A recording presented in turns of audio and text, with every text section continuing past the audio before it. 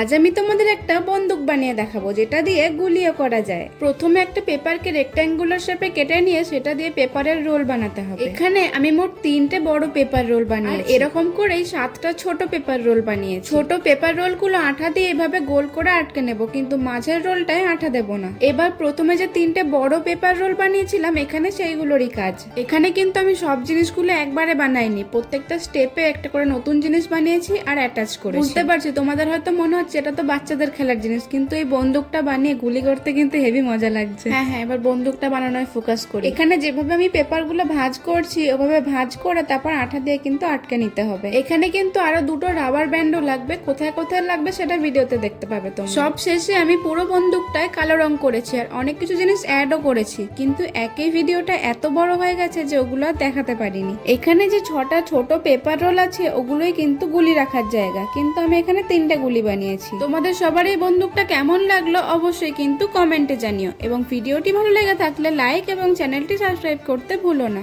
দেখা হচ্ছে আবার নেক্সট ভিডিওতে।